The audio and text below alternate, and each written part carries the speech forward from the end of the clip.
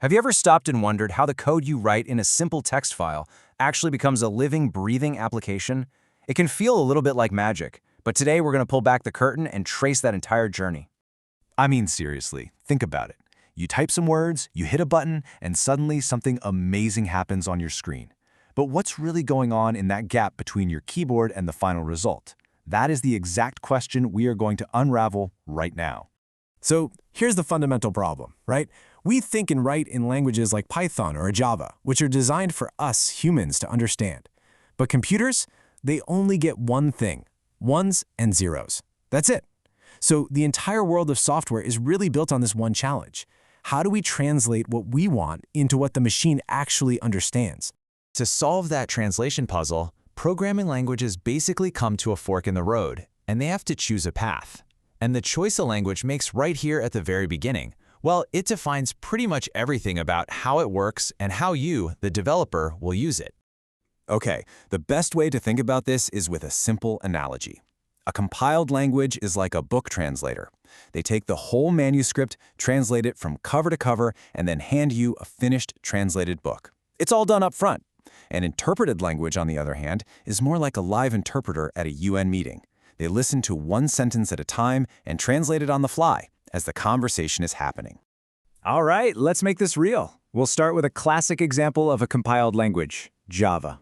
Java is the perfect poster child for that translate the whole book first approach. And you can see it right here. It's a very clear two-step dance. First, as the developer, you have to run the javac command. That's the compiler. It chews on your human-readable Java file and spits out something called a class file, which is full of bytecode. Only after that's done can you do step 2, run the Java command, which tells the Java virtual machine to actually execute that bytecode. 2 totally separate steps. Okay, let's hop over to that other path now and see how different the experience is. With a classic interpreted language like Python, the whole process just feels way more immediate. From your point of view, it really looks like you just tell it to go and it goes. And look at the difference. It's just one command, python main.py. That's it. There's no separate manual compile step that you have to do. This gives you a super fast feedback loop when you're developing. You write some code, you run it, you see what happens. Simple. But is it really that simple? What's going on behind the scenes? And there's the secret. As it turns out, Python also compiles your code into bytecode just like Java.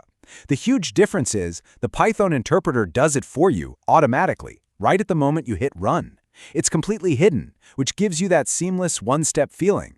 But that translation is definitely still happening under the hood. Okay, so now we get how a single file of code is run. But let's be real. Modern software is never just one file. It's more like a massive Lego castle built from hundreds or even thousands of pre-made pieces. And this brings up a totally new challenge. How in the world do you manage all those blocks?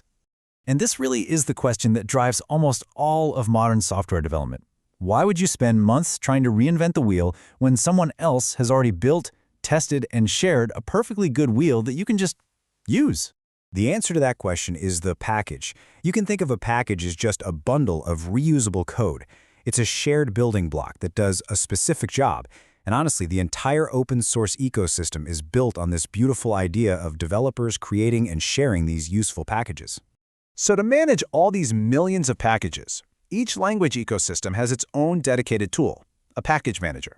It's like a librarian for your project. For Node.js, it's called NPM. For Python, it's pip. And in the Java world, you'll see tools like Maven and Gradle. Their entire job is to go out, find, download, and install all the code packages your project needs to work. So how does the package manager know what to install? Well, you give it a shopping list, a file like this, requirements.txt for Python. Now pay attention to those double equal signs. That's you telling the manager you need a very specific version of a package. This is absolutely crucial because it guarantees that every single developer on your team is using the exact same set of Lego blocks, which prevents all sorts of painful compatibility problems down the road.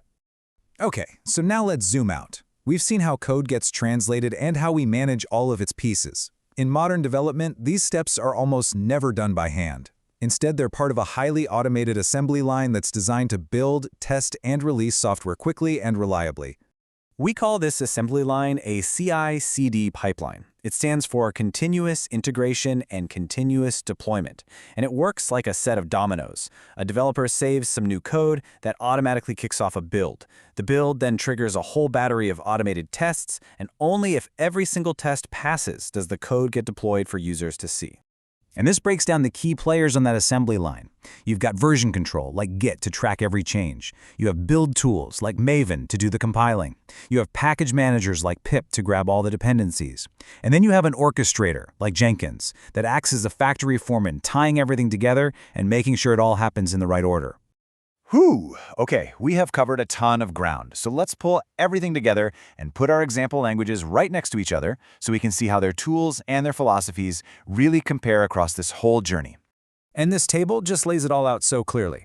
You've got Java, it's compiled, runs on the JVM, and uses Maven with a pom.xml file. Then there's Python. It's interpreted, has its own VM, and uses pip with a requirements.txt file. And finally, Node.js. Also interpreted, and it uses npm with a package.json file. You see the pattern? Different tools, different file names, but the same fundamental concepts are there for all of them. And that right there is the most important thing to take away from all of this. It doesn't matter what language you choose, you will always be solving the same three core problems. 1. How do I translate my code for the machine? 2. How do I manage all my building blocks? And 3. How do I automate the entire process of building and releasing my app? The principles are universal, but the execution, the specific tools and commands, are unique to each language's ecosystem. The journey of your code will always follow this same basic path. So the real question for you isn't if you're going to learn these concepts, but which toolkit are you going to choose to really dive in and master first?